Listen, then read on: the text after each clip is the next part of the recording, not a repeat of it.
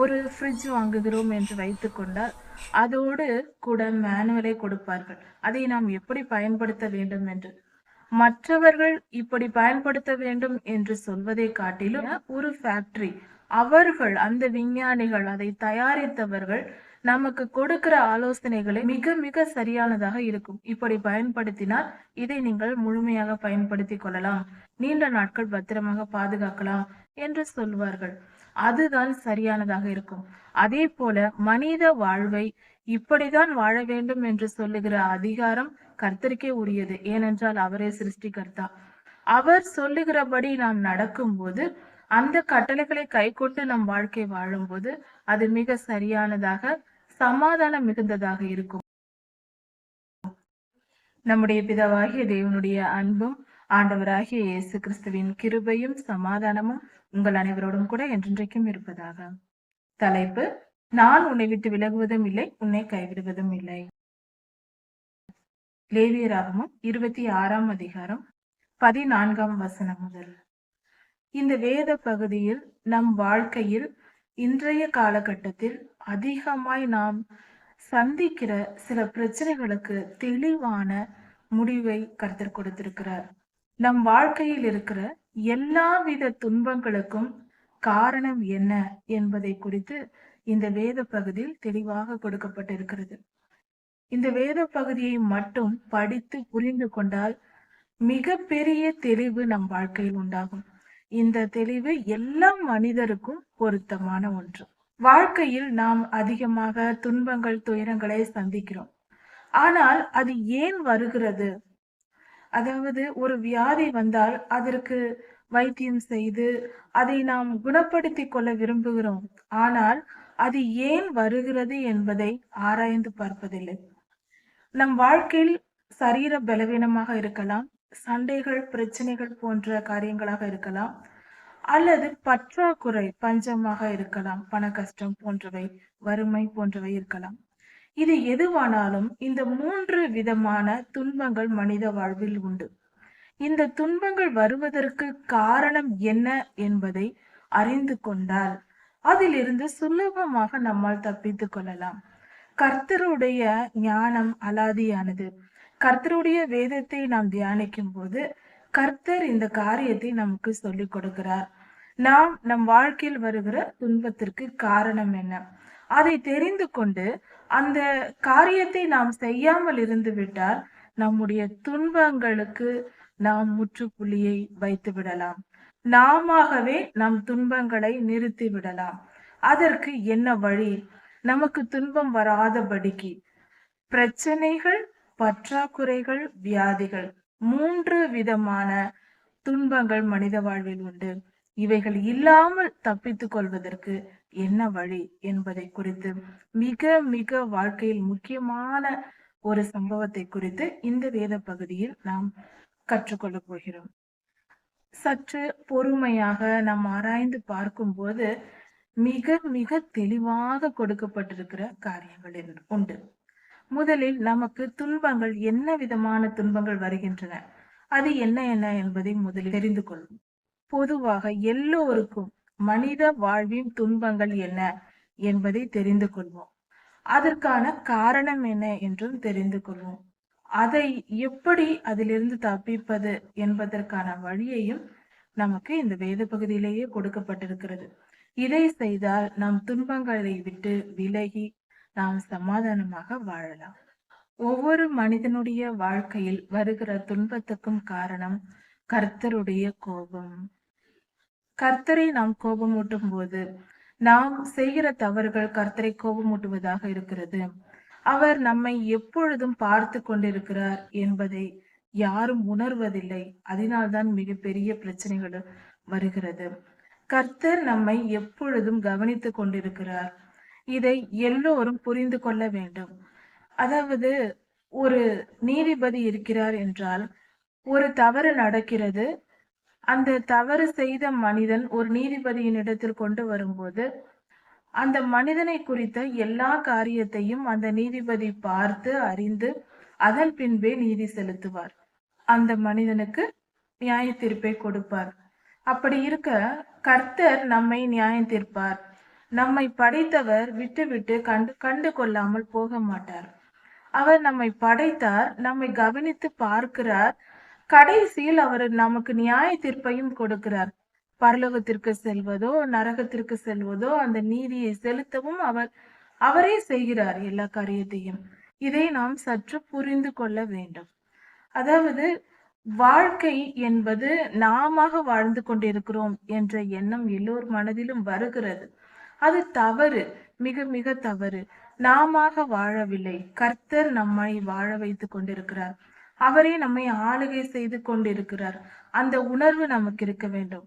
அதே சமயத்தில் நமக்கென்று ஒரு சுதந்திர இடத்தை நமக்கு கொடுத்திருக்கிறார். சில பொறுப்புகளை நம் வசம் கொடுத்திருக்கிறார். அது நம்முடையது. நாம தான் அதில் சரியாக செயல்பட வேண்டும்.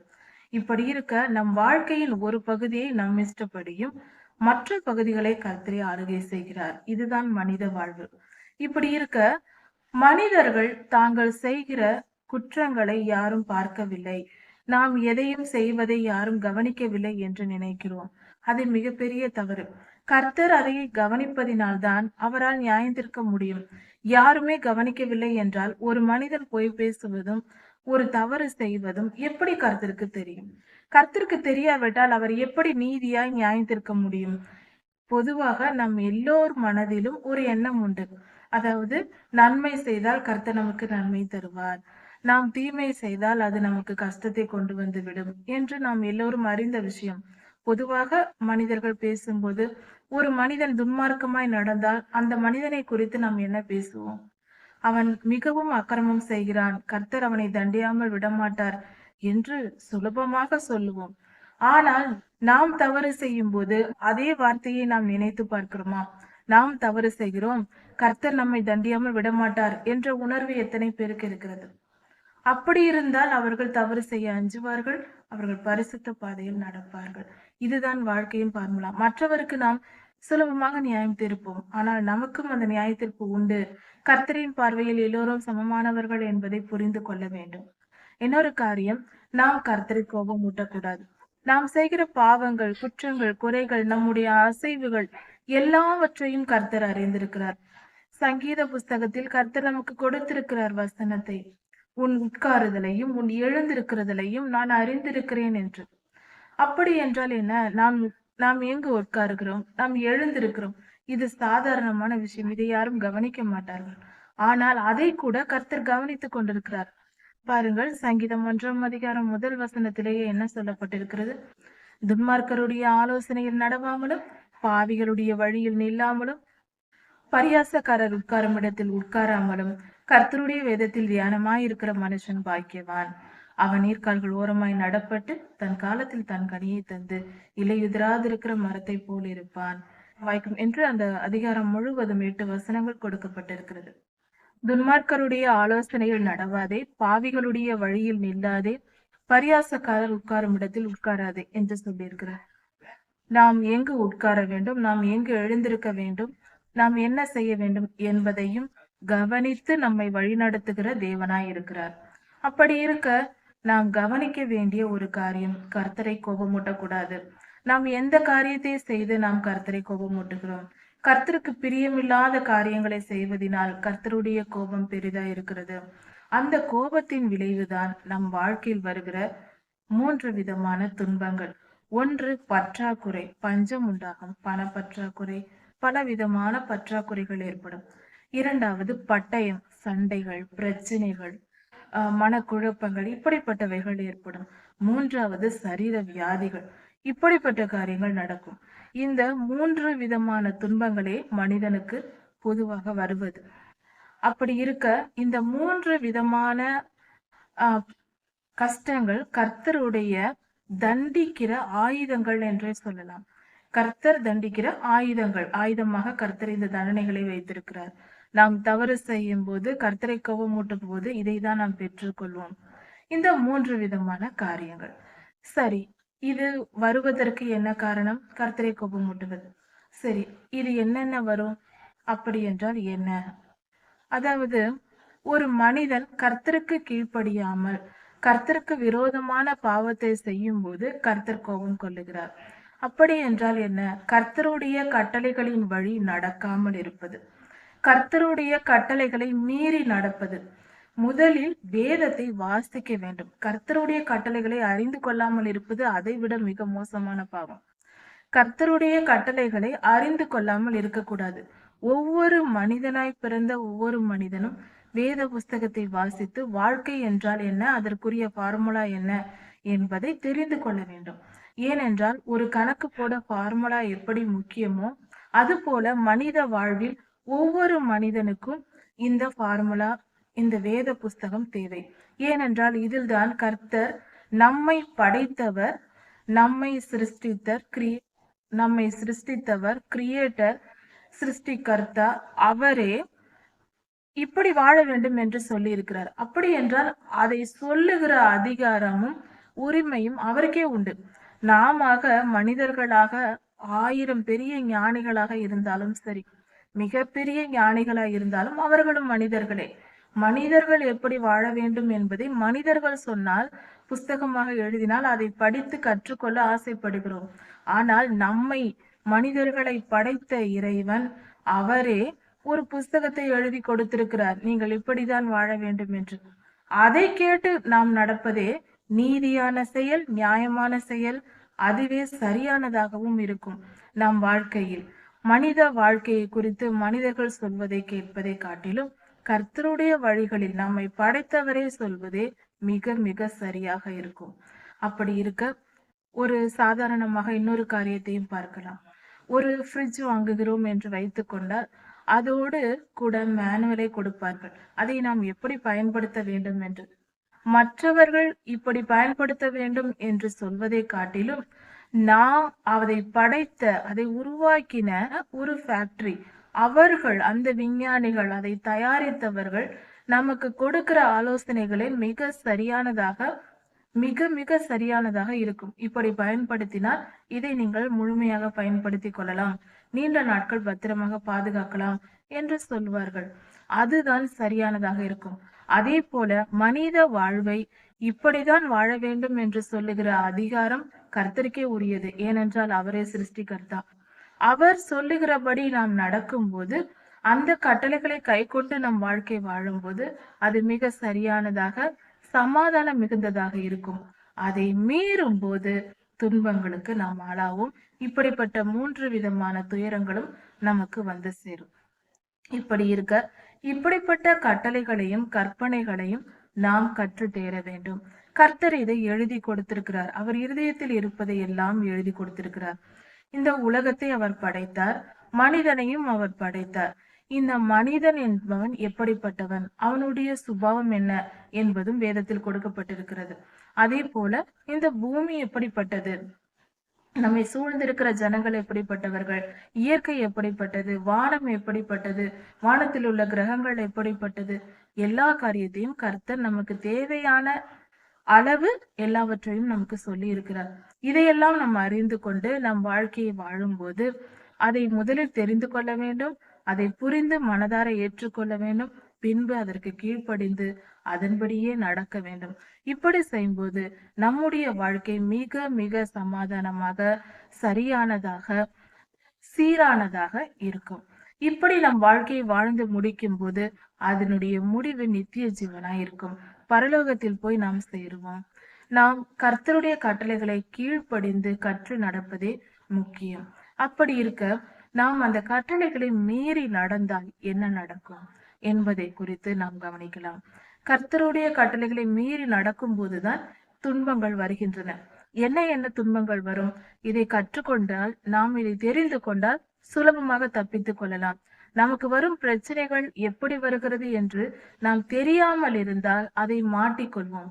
நாம் நடந்து செல்லும் போது வழியில் ஒரு ஆபத்து இருக்கிறது என்றால், ஒரு மிருகம் இருக்கிறது என்றால், நாம் தெரியாமல் போனால் அது நம்மை தாக்கக்கூடும்.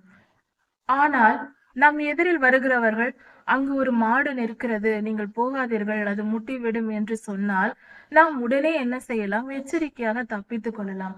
அதே போல நம் வாழ்க்கையில் எப்படி துன்பங்கள் வருகிறது என்பதை அறிந்து கொண்டால் அதிலிருந்து நாம் தப்பித்துக் கொள்ளலாம்.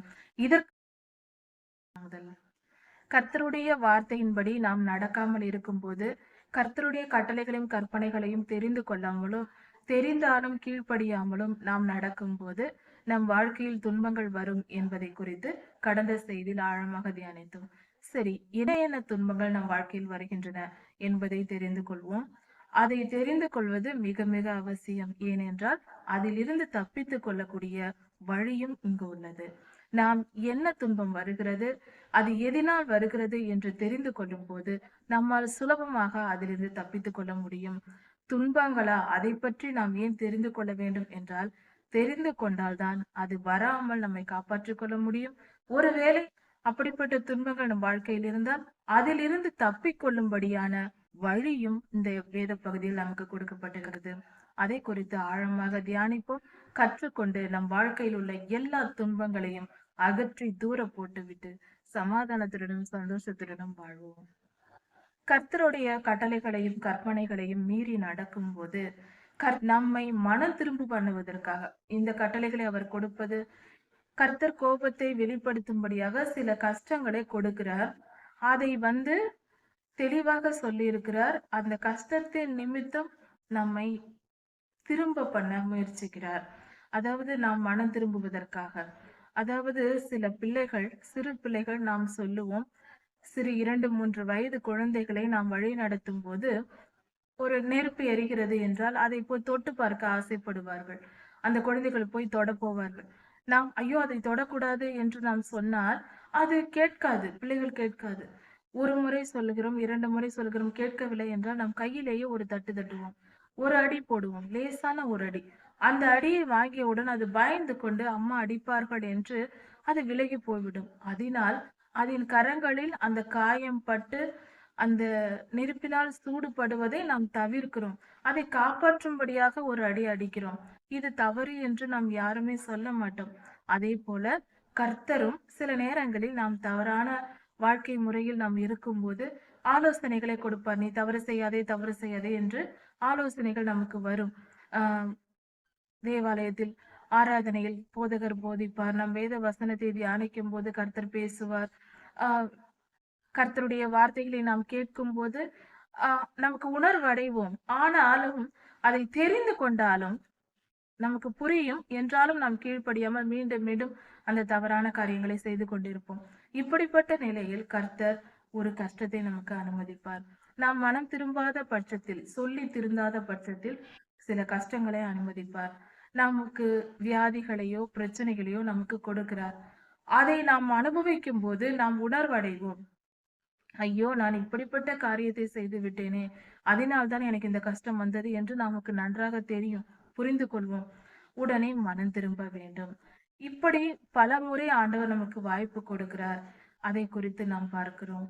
முதலில் கர்த்தர் நாம் தவறு செய்யும் போது ஆலோசனைகளை கொடுக்கிறார். ஆனாலும் நாம் கீழ்ப்படியாமல் மீண்டும் மீண்டும் தவறு செய்து கொண்டிருந்தால் கர்த்தர் உங்களுக்கு நான் தண்டிப்பேன் என்று சொல்லுகிறார். என்ன விதமான தண்டனைகளை கர்த்தர் கொடுப்பார்? உங்கள் கண்களை பூத்து போக பண்ணுவேன் என்று சொல்லுகிறார். அதாவது நம் கண்களின் இச்சைக்கு இடம் கொடுத்து டிவி பார்ப்பது, செல்போனில் தேவையற்ற காரியங்களை பார்ப்பது, எல்லாவற்றிலும் கர்த்தருடைய வார்த்தைகளை தியானிப்பது தவறல்ல. அதே சமயத்தில் பிரயோஜனமான காரியங்களை கொஞ்ச நேரம் நாம் பார்ப்பது தவறல்ல.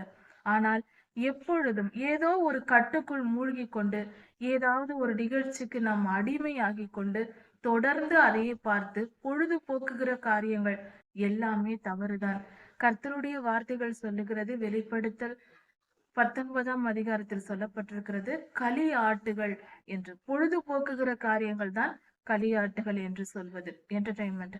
அந்த மாதிரியான காரியங்களை கர்த்தர் வெறுக்கிறார். அப்படி நாம் பொழுதை போக்கி கொண்டிருந்தால், டிவி பார்ப்பது, செல்போன் வைத்து அதில் பொழுதுபோக்கி கொண்டு இருந்தால் கர்த்தர் கோபம் அடைந்து நம் கண்களின் இச்சைக்கு நம் இடம் கொடுப்பதினால் கர்த்தர் நமக்கு தண்டனை தருவார். அது எந்த விதமான பொழுதுபோக்காக இருந்தாலும் சரி, நம் கண்களை பூத்து போக பண்ணுவார். நம் கண்களில் பிரச்சனைகள் வரும், பாடுகள் வரும்.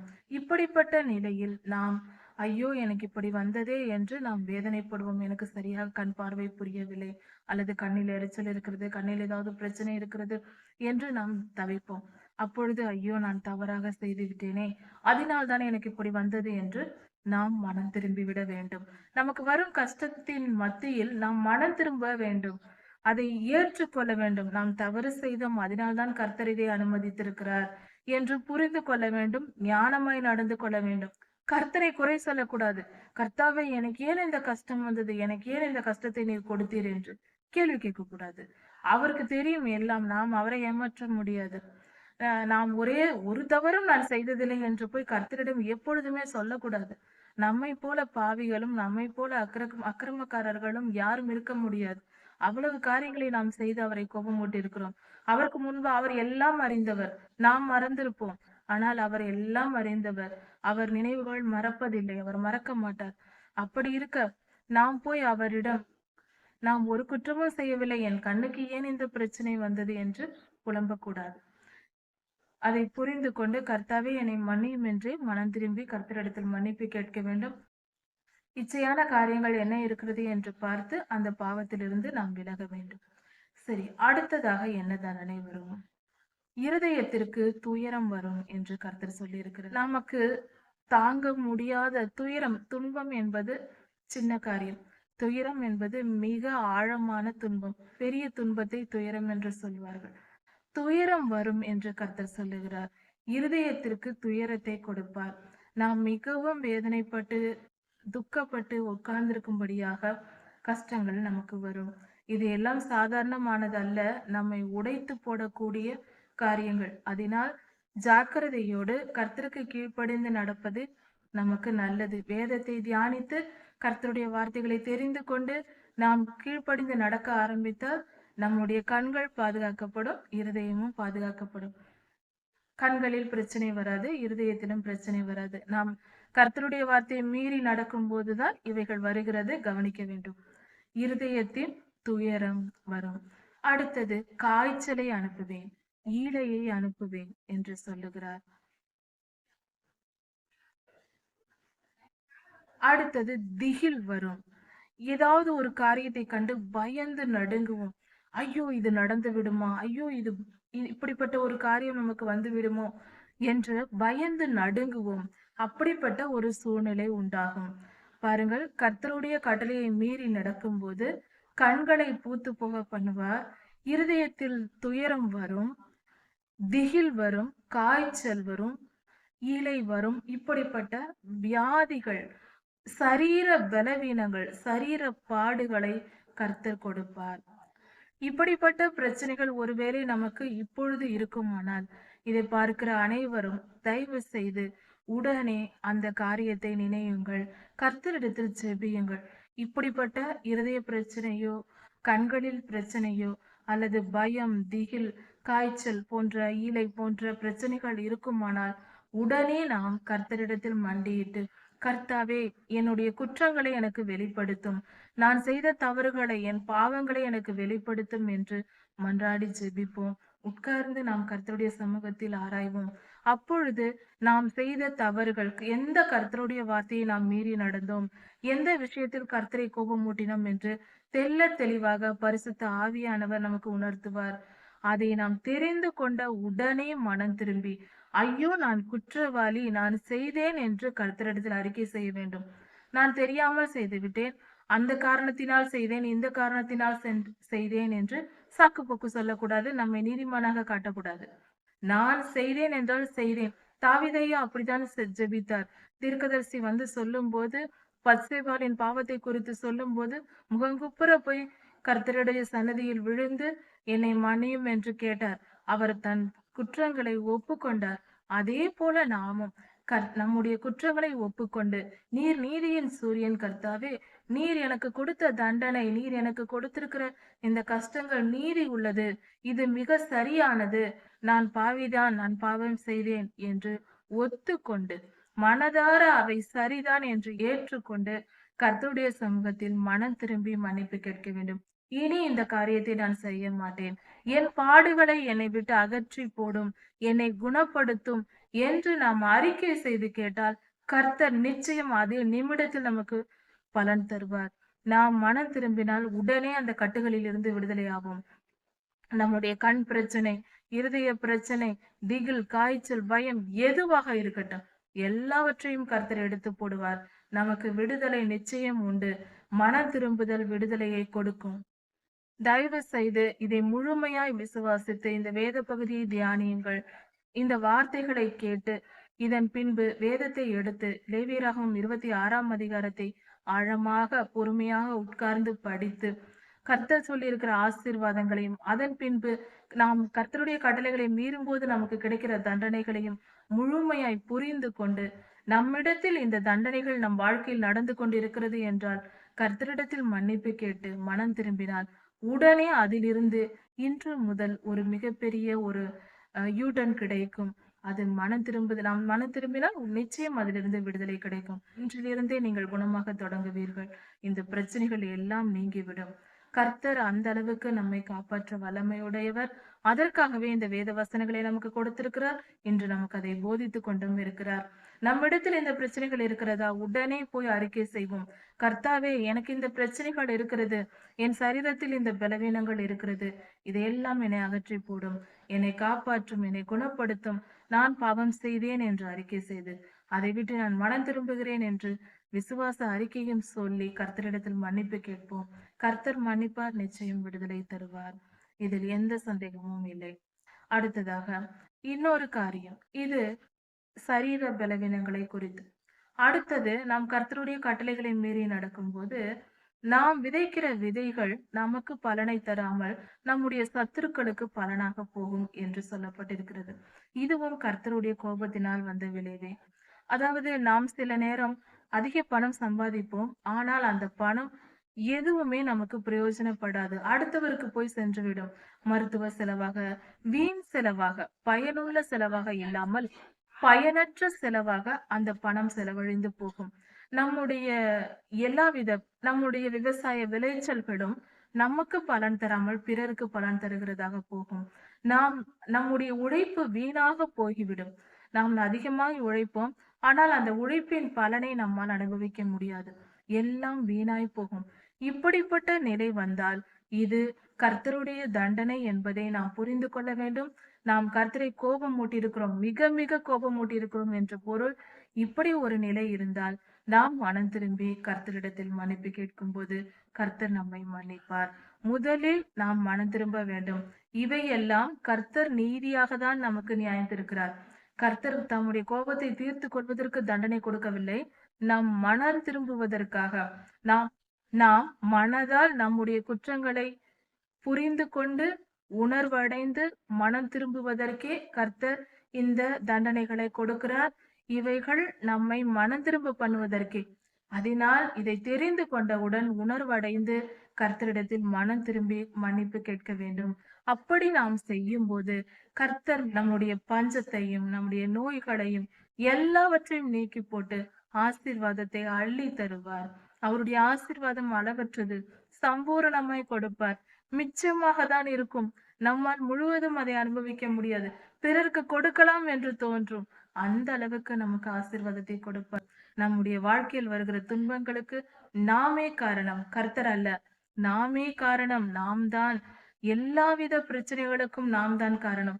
பிறர் மனிதர்களையோ பிசாசையோ கர்த்தரையோ குறை சொல்லக்கூடாது. நம்முடைய குற்றங்களுக்கு நாமே காரணம். நாம் மனம் திரும்பினால் நாம் ஆசீர்வாதத்தை பெற்றுக் கொள்ளலாம். வருகிற பிரச்சனைகள் யார் மூலமாக வேண்டுமானாலும் வரலாம், ஆனால் பிரச்சனைகளுக்கு காரணம் நாம தான் இருக்கிறோம். மனம் திரும்புவோம், கர்த்தருடைய ஆசீர்வாதத்தை பெற்றவர்களாக இருப்போம். துன்பத்தையும் துயரத்தையும் அனுபவித்துக் கொண்டு வாழ்க்கையை போக்க வேண்டாம், அது நமக்கு தேவையில்லை. நாம் இன்றே மனம் திரும்பி விடுதலையாகி புதிய வாழ்க்கையை சமாதானத்துடனும் சந்தோஷத்துடனும் வாழ்கிற வாழ்க்கை வாழ்வோம். லேவியராகமம் 23ஆம் அதிகாரம் 14ஆம் வசனம் முதல்.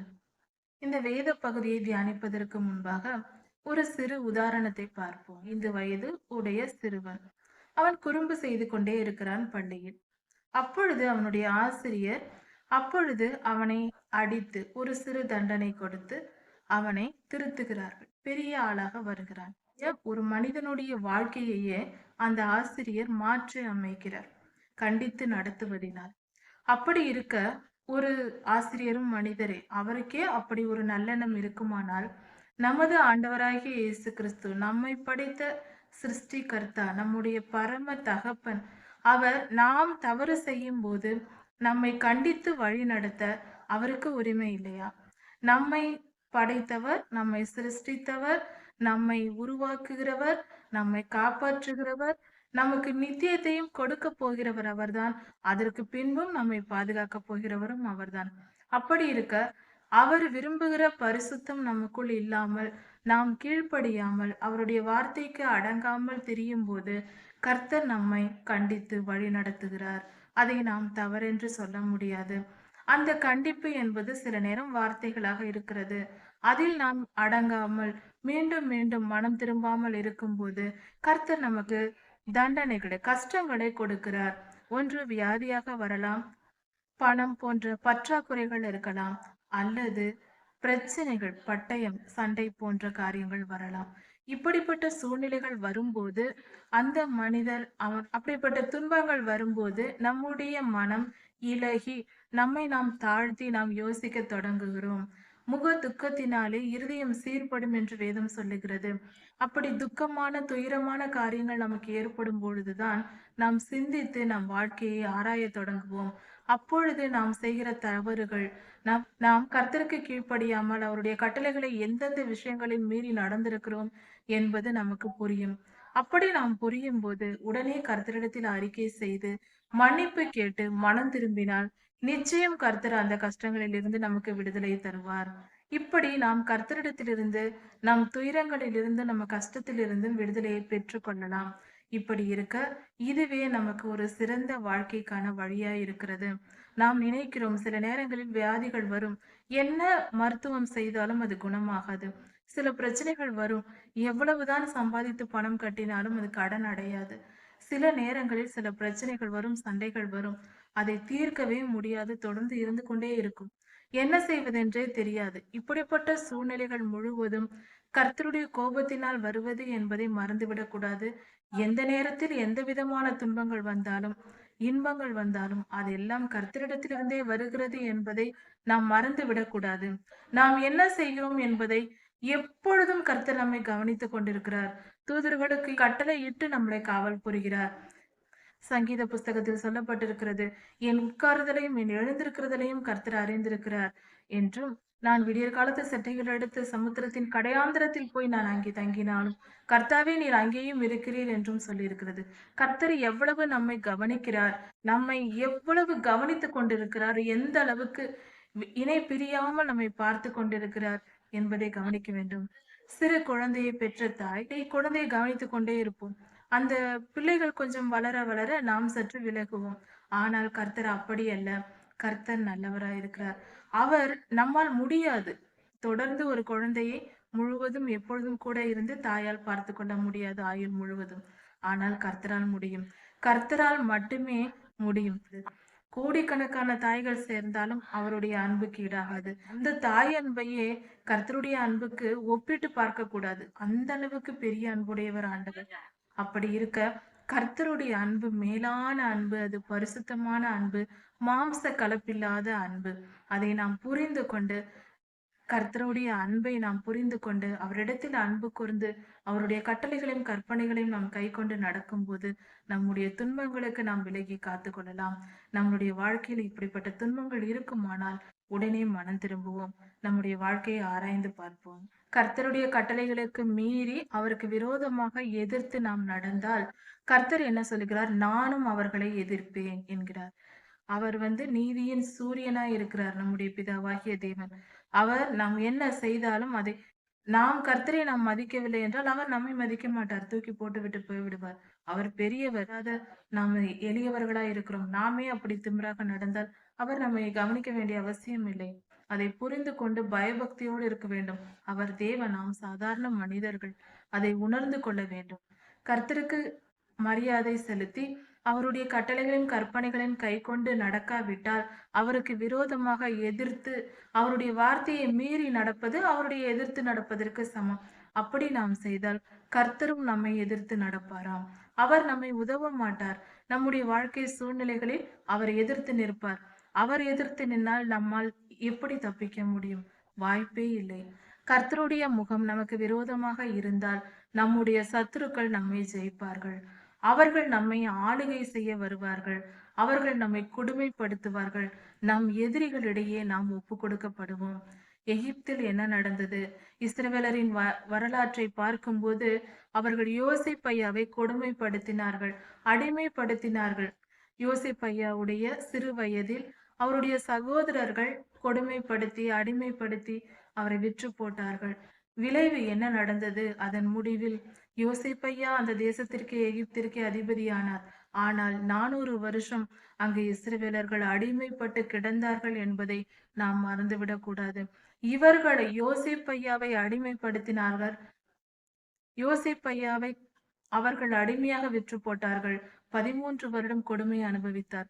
430 வருடம், சுமார் 400 வருடம் இஸ்ரவேலர்கள் கொடுமையை அனுபவித்து அடிமையாக வாழ்ந்தார்கள் எகிப்தில். கர்த்தர் பழி தீர்த்தார் அவர்கள். அதற்கு பின்பும் அவர் வனாந்திர பயணத்தில் அவர்களை காப்பாற்றி கொண்டு வரும்போதும் மீண்டும் அடாவடித்தனம் பண்ணினார்கள். அவர்கள் அடங்கவில்லை கர்த்தருக்கு. நாம் இன்று செய்வது போல கர்த்தரை நாம் எதிர்த்து நின்று அவருடைய வார்த்தைக்கு கீழ்ப்படியாமல் அடங்காமல் நாம் திரிவது போல, அதனால் துன்பங்களை ஏற்றுக்கொண்டு ஐயோ எனக்கு வியாதி வந்தது, ஐயோ எனக்கு இந்த பிரச்சனை வந்தது, எனக்கு இந்த பற்றாக்குறை வந்தது என்று நாம் புலம்பிக் கொண்டு வேதனைப்பட்டு கொண்டு ஜெபிக்கிறேன் ஜெபிக்கிறேன் என்று சொல்லிக்கொண்டு மனம் திரும்பாமல் இருப்பது பலன் தராது.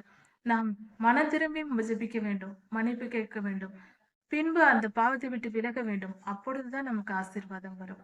இதை நாம் புரிந்து கொண்டு கர்த்தர் நீதி உள்ளவர் என்கிற பயம், கர்த்தருக்கு பயப்படுகிற பயம் நமக்கு தேவை. இதுதான் இந்த காலத்தில் மனிதர்களிடம் இல்லை. கர்த்தர் அன்பானவர் அன்பானவர் என்று சொல்லி அன்புக்கும் கனிவுக்கும் உள்ள வித்தியாசத்தை புரிந்து கொள்வதில்லை. அன்பு கண்டிக்கும், அடிக்கும், உதைக்கும், எல்லாம் செய்யும். அன்பு சகலத்தையும் தாங்கும். ஆனால் அதே சமயத்தில் சகலத்தையும் தாங்கி கொண்டு நம்மை திருத்தவே, நம்மை கொன்று போட மாட்டார். நம்மை நரகத்துக்கு தூக்கி எறியாமல் இருப்பதே அவருடைய அன்பு. அவர் சகலத்தையும் பொறுத்து கொண்டு நம்மை அடித்து உதைத்து திருத்தி நம்மை பரலோகத்திற்கு சேர்த்துக் கொள்கிறார் அல்லவா? அதற்கு பெயர்தான் அன்பு. கிருபை என்பது அவர் கொடுக்கிற அடிகள் தான் நமக்கு கிருபை. அவர் நமக்கு கொடுக்கிற கஷ்டங்கள் தான் கிருபை. அதை புரிந்து கொள்ள வேண்டும். கிருபை என்றால் மடியில் வைத்து தாளாட்டுவதில்லை, ஒரு அடி போட்டு திருத்தி நம்மை பரலோகத்தில் சேர்த்துக் கொள்வது. கிருபை இல்லை நீதி செலுத்துவது என்றால் அப்படியே போ, நீ உனக்கு ஒரு துன்பமும் இல்லை என்று உலக வாழ்க்கையில் சுலபமாக ஜாலியாக வாழ்ந்து கொண்டிருப்பார்கள். முடிவோ நரகாக்கினையாய் இருக்கும். அதுதான் தண்டனை, கிருபையற்ற நிலை, நீதியை செலுத்துவது. கர்த்தர் நம்மேல் கிருபையாய் இருந்தால் நம்மை அடிப்பார். நமக்கு வாழ்க்கையில் கஷ்டம் வரும், போராட்டங்கள் வரும். தயவு செய்து மறக்க வேண்டாம், அதுதான் நமது நன்மை. நம்முடைய நன்மைக்கு அடித்தளமே நாம் நல்வாழ்வு வாழப்போகிறோம் என்பதற்கும் இவ்வுலக வாழ்க்கையில் வெற்றியுள்ள வாழ்க்கை வாழ்வதற்கும் அடித்தளமே கர்த்தருடைய கரங்களால் அடிபடுவது. கர்த்தர் நம்மை அடித்தால், நமக்கு ஒரு துன்பத்தை கொடுத்தால் கர்த்தருக்கு ஸ்தோத்திரம் சொல்லுவோம், நன்றி செலுத்துவோம். அவருடைய கரங்களால் அடிபடுவது நம்மை காப்பாற்றுவதற்கு. நம் ஜீவன் போகாது, நரகத்திற்கு செல்லாது, நித்திய ஜீவன் நிச்சயம் உண்டு. அதை மறந்துவிட வேண்டாம். நமக்கு வருகிற துன்பங்கள் நம்மை காப்பாற்றுவதற்கு, நமக்கு வருகிற வியாதிகள் நம்மை காப்பாற்றுவதற்கு, நம்முடைய பிரச்சனைகள் நம்மை காக்கிற ஆயுதங்களா இருக்கிறது. அதை புரிந்து கொண்டு மனம் திரும்பி நம்மை தாழ்த்துவோம். நம் இருதய மேட்டிமையை தூக்கி போடுவோம். கர்த்தருக்கு விரோதமாக செயல்படக்கூடாது. கர்த்தருடைய வார்த்தைக்கு விரோதமாக செய்யக்கூடாது. பாவத்தை விட்டு விலகுவோம். கர்த்தருடைய வார்த்தைகளை மீறி நடக்கிற செயலை மறந்து போவோம். கர்த்தருக்கு கீழ்ப்படிதல் மட்டுமே நம்முடைய இருதயத்தில் நினைவாக இருக்கட்டும். அப்படி இருக்கும்போது நம் ஆசீர்வாதத்தை மட்டுமே பெற்றுக்கொள்வோம். அப்படி நாம் கர்த்தருக்கு கீழ்ப்படியாமல் இருக்கும் போதுதான் கர்த்தர் சொல்லுகிறார், பகைஞர்கள் இல்லாமலே நம்மை யாரும் விரட்ட மாட்டார்கள், ஆனால் நாம் ஓடுவோம். பயந்து பயந்து கொண்டு நமக்கு எந்த பிரச்சனையுமே இருக்காது, ஆனால் பயந்து நடுங்கி கொண்டு நம் வாழ்க்கையில் வாழ்ந்து கொண்டு இருப்போம். அப்படிப்பட்ட சூழ்நிலைகள் எல்லாம் வருமா? கர்த்தருடைய வார்த்தையை மீறி நடக்கும் போது, அவரிடத்தில் அன்பு கூர்ந்து கீழ்ப்படிந்து நடக்காமல் இருக்கும் போதுதான் இப்படிப்பட்ட துன்பங்கள் வரும். ஒருவேளை இப்படிப்பட்ட துன்பங்கள் நம் வாழ்க்கையில் இருந்தால் உடனே கர்த்தரிடத்தில் மன்னிப்பு கேட்டு திருந்தினால் விடுதலை கிடைக்கும். அப்படி நாம் கர்த்தருக்கு கீழ்ப்படியாமல் அவரை கோபமூட்டி கொண்டே இருந்தால் அவர் சொல்லுகிறார், வானம் உனக்கு இரும்பாகவும் பூமி உனக்கு வெண்கலமாகவும் மாறும் என்று. இரும்பை போல வானம் கடினப்பட்டு போகும், அப்படி என்றால் மழை கொடுக்காது என்று பொருள், பஞ்சம் வரும். பூமி வெண்கலமாய் மாறும் என்றால் உறுதியாகிவிடும். மண் பூ போல சாஃப்டாக இருந்தால்தான் அதில் செடி முளைத்து நன்றாக விவசாயம் நடக்கும். அப்படி இருக்க வேண்டும் என்றால் மழை வேண்டும். அப்படிப்பட்ட மழை தரமாட்டேன், பஞ்சம் வரும் என்று சொல்கிறார். ஒரு தேசத்தில் பஞ்சம் வருகிறது என்றால் அது கர்த்தருடைய கோபமே தவிர வேறில்லை. வானம் இரும்பாகவும் பூமி வெண்கலமாகவும் மாறும். அதனால் அது எந்த விதமான பஞ்சமாய் இருந்தாலும் விளைச்சல் மட்டுமல்ல, எல்லாவித பஞ்சங்களுக்கும் பற்றாக்குறைகளுக்கும் கடன்களுக்கும் காரணம். இன்றும் உலக நாடுகளை நாம் ஆராய்ந்து பார்த்தால் எ- எந்த தேசம் கர்த்தருடைய கட்டளைகளின்படி சட்டதிட்டங்களை வகுத்து அதன்படி நடக்கிறார்களோ அவர்கள் செழிப்பாய் இருப்பார்கள். கர்த்தருக்கு விரோதமாக கர்த்தருடைய கட்டளைகளுக்கு கீழ்ப்படியாமல் கர்த்தருக்கு பயப்படாமல் வாழ்கிற தேசம் எப்பொழுதும் கடன்பட்டு கடன்கார நாடுகளாக, பஞ்சம் உள்ள நாடுகளாக, மற்ற நாடுகளிடம் கையேந்துகிற நாடுகளாக தான் இருக்கும். இது தேசத்திற்கும் பொருந்தும், தனி மனித வாழ்க்கைக்கும் பொருந்தும். அது மட்டுமல்லாமல் விவசாய நிலத்தில் செழிப்பு இருக்காது. அது நாம் விவசாயம் செய்வோம், ஆனால் அதில் பூச்சிகள் அழித்து போடும்.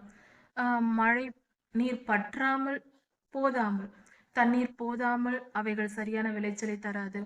அல்லது நன்றாக விளைந்தும் சரியான அறுவடை நேரத்தில் மழை பெய்து அந்த விளைச்சல் வீணாகி தானியங்கள் வீணாகி போகும். இப்படிப்பட்ட காரியங்கள் எல்லாம் நடக்கும்.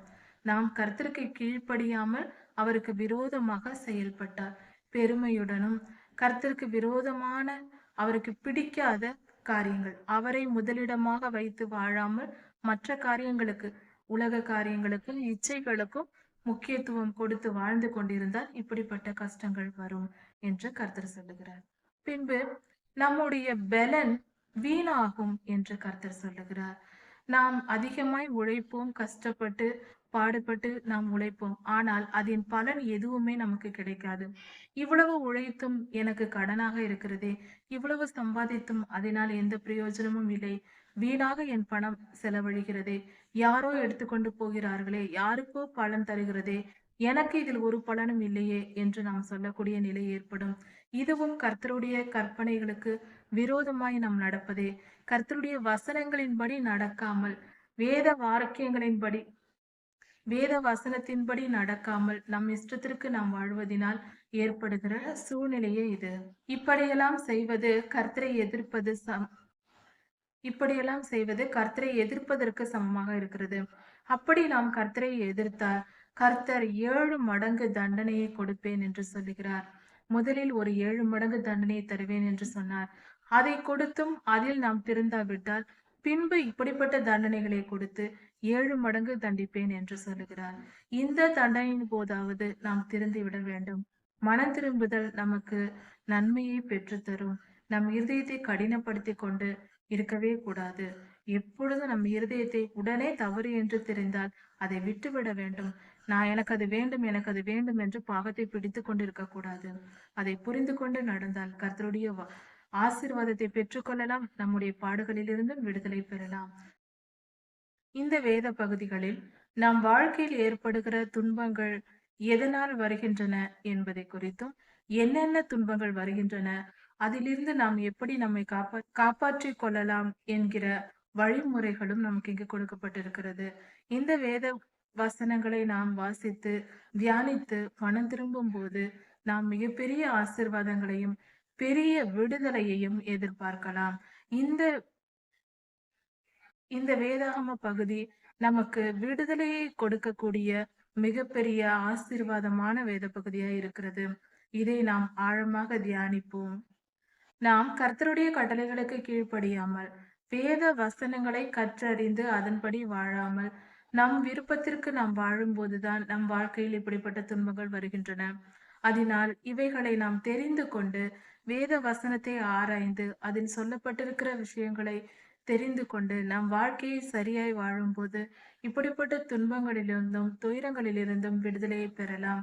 கர்த்தர் கண்டிப்பாக நமக்கு இதை விடுதலை தருவார். இதை நாம் புரிந்து கொள்ள வேண்டும். இது ஒரு ஆவிக்குரிய சட்டமாக இருக்கிறது. நாம் கர்த்தருடைய கட்டளைகளுக்கு கீழ்ப்படிந்து நடந்தால் ஆசீர்வாதத்தை பெற்றுக்கொள்வோம். கர்த்தருடைய வார்த்தைகளை மீறி நடக்கும்போது நமக்கு இப்படிப்பட்ட துன்பங்கள் வரும் என்று வேத பகுதியில் சொல்லப்பட்டிருக்கிறது. கர்த்தர் ஒரு முறை நமக்கு ஒரு கஷ்டத்தை கொடுக்கிறார். அப்பொழுது நாம் மனம் திரும்பி விட வேண்டும். இல்லை என்று மீண்டும் மீண்டும் நாம் தவறு செய்தால் 7 மடங்கு வாதையை தருவார். அந்த துன்பத்தையும் நாம் சகிக்க வேண்டும். அப்படியாவது நாம் மனம் திரும்பி விட வேண்டும் என்று கர்த்தர் எதிர்பார்க்கிறார். அதையும் நாம் கேட்காமல் மீண்டுமாக நாம் தவறு செய்து கொண்டே இருந்தால் மீண்டும் 7 மடங்கு தண்டனையை கர்த்தர் கொடுக்கிறார். இது எப்படிப்பட்ட தண்டனையாக இருக்கும் என்றால், பற்றாக்குறை, பஞ்சம் இருக்கும், பணப்பற்றாக்குறை போன்ற காரியங்கள் இருக்கும், வியாதிகள் வரும், அல்லது சண்டைகள், வம்புகள் இருக்கும், அல்லது 3மே இருக்கலாம். இப்படிப்பட்ட துன்பங்கள் வரும். இதுதான் கர்த்தருடைய தண்டனையாக இருக்கிறது. இதுதான் கர்த்தர் நம்மை கண்டித்து வழி நடத்துகிற முறையா இருக்கிறது.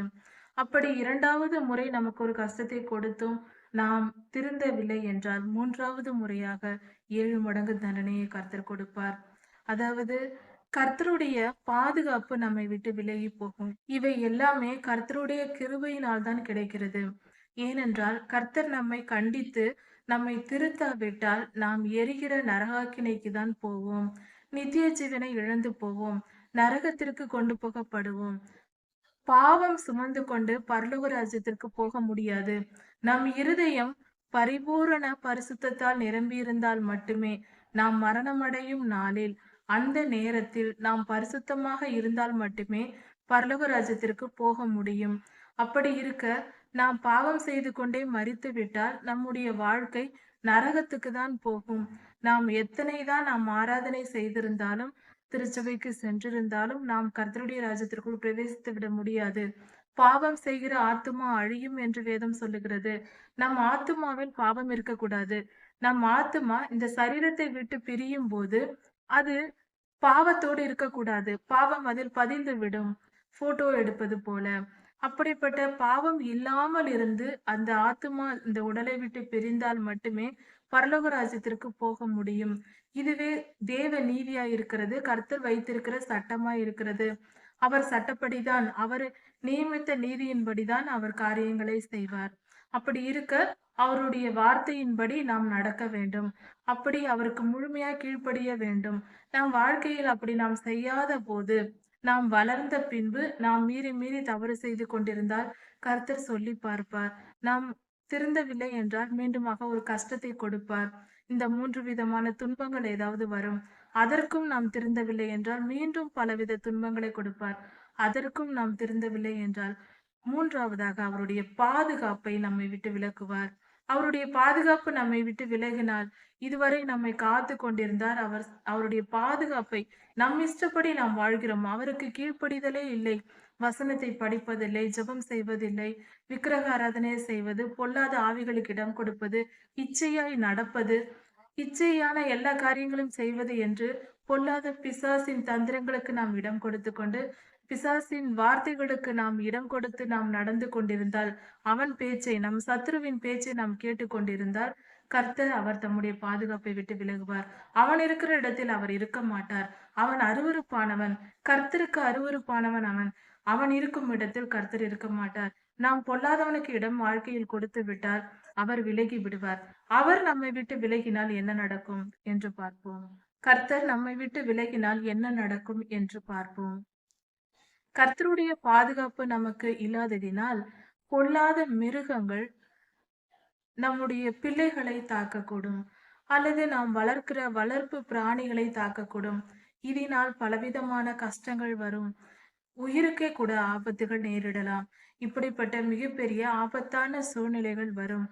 அதனால் கர்த்தருக்கு பயப்படுகிற பயத்தோடு இருந்து எந்நாளும் கர்த்தரை காத்து கொள்ளும்படி நாம் ஜெபித்து அவருடைய பாதத்தில் தாழ்மையோடு காத்திருக்க வேண்டும்.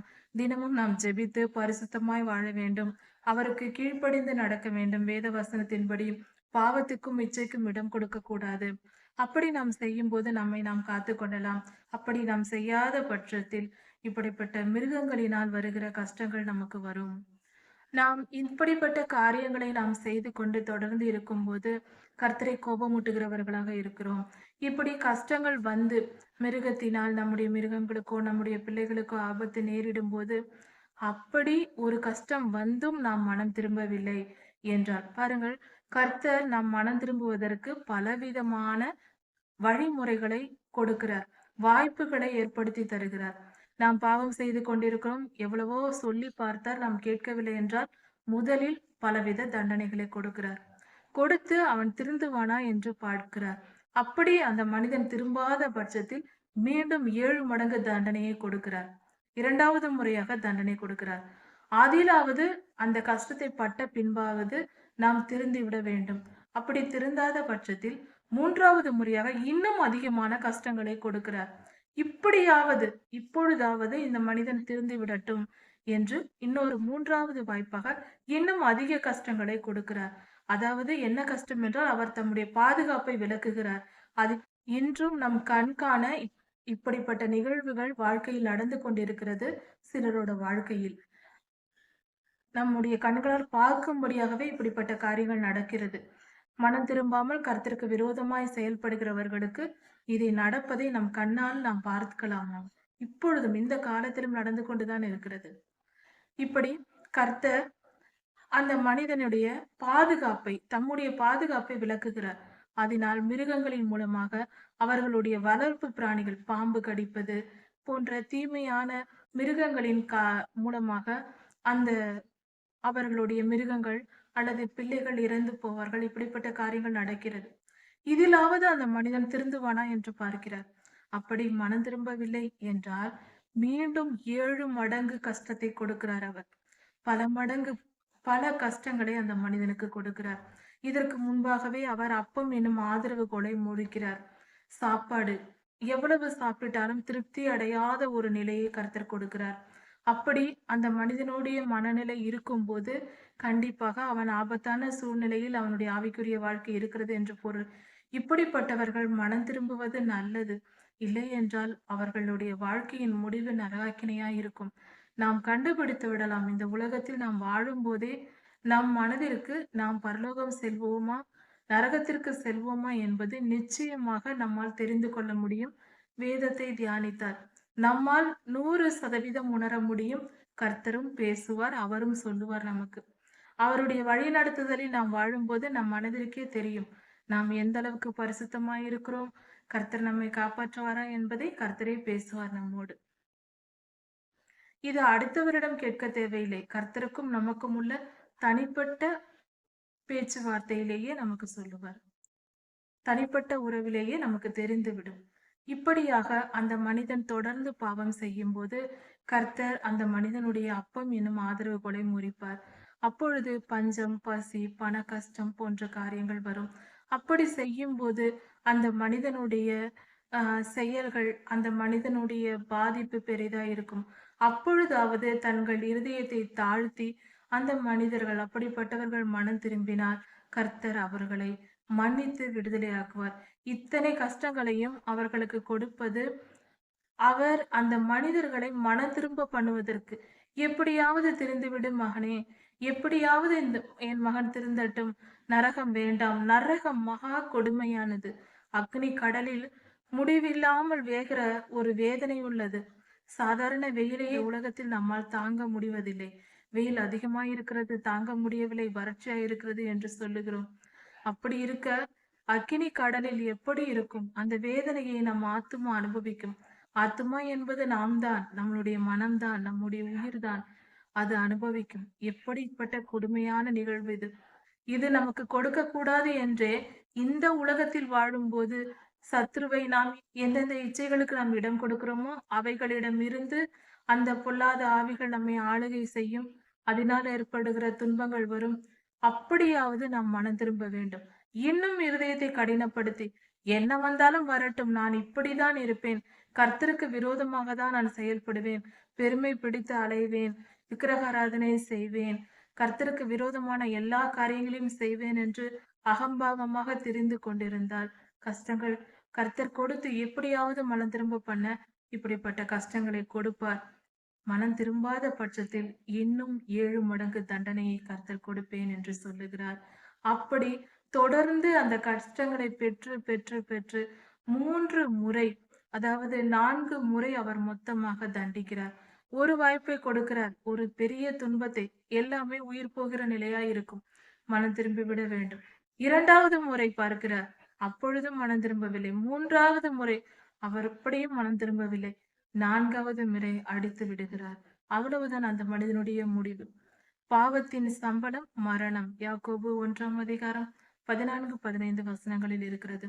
இச்சையானது கர்ப்பம் தரித்து பாவத்தை பிறப்பிக்கும், பாவம் பூரணம் அடையும் போது மரணத்தை பிறப்பிக்கும் என்று.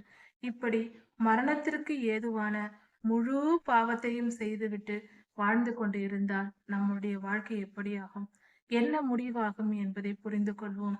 இருதயத்தை கடினப்படுத்தக் கூடாது. கர்த்தரிடத்தில் இருதயத்தை தாழ்த்தி, நம்முடைய இருதயங்களை தாழ்த்தி, நாம் எல்லோரும் அவருடைய திருப்பாதத்தில் விழுந்து பாவ மன்னிப்பு கேட்டு அவருடைய தண்டனைகள் நீதியானவை என்பதை ஒத்துக்கொள்ள வேண்டும். இந்த வேத பகுதியில் அதான் சொல்லி இருக்கிறது. கர்த்தர் என்னுடைய நீதி நான் தண்டித்தது சரி என்று ஒப்புக்கொண்டு மனம் திரும்பினால் நான் மீட்டுக் கொள்ளுவேன் என்று கர்த்தர் சொல்லுகிறார். அவர் சொல்லுகிற வார்த்தை இதுதான். ஒப்புக்கொண்டால் என் நீதி நியாயங்கள் சரியானது, என்னுடைய தவறால் நான் இதை பெற்றுக்கொண்டேன் என்று ஒப்புக்கொண்டு அறிக்கையிட்டால் நான் மன்னிப்பேன் என்று கர்த்தர் சொல்லுகிறார்.